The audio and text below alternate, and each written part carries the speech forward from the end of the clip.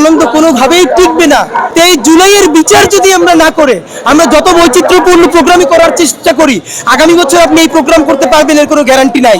এই বৈশাখকে স্থায়ী করতে, ঈদের আনন্দ স্থায়ী করতে, প্রত্যেকটা উদযাপনকে স্থায়ী করতে আমাদেরকে সবার আগে জুলাই, পিলখানা, শাপলা গণহত্যার বিচার করতে হবে।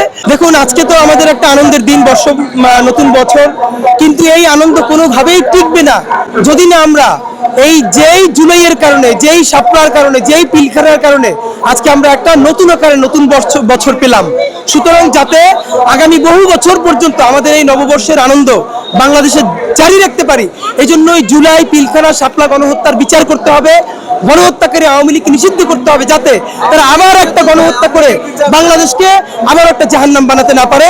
এই জন্য আমাদেরকে সকল আনন্দের মধ্যে জুলাই উদযাপন করতে হবে, বিচার চাইতে হবে। বিচার করতে না পারলে আমাদের কোনো আনন্দ স্থায়ী হবে না।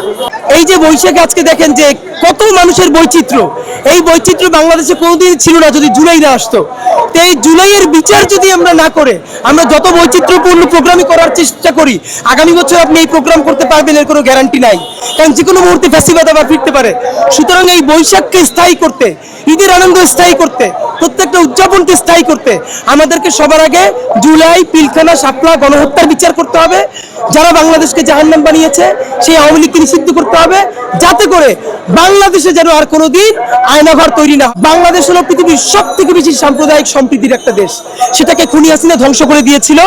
আমরা চাই এই বাংলাদেশে যদি গণহত্যার বিচার হয়ে যায়, জুলাই, পিলখানা, শাপলার হত্যাকাণ্ডের বিচার হয়ে যায়, আওয়ামী লীগের বিচার হয়ে যায়, তাহলে আর কোনো বিদেশি শক্তি বাংলাদেশের জুলাই কেড়ে নিতে পারবে না, বাংলাদেশের সাংস্কৃতিক শক্তি কেড়ে নিতে পারবে না।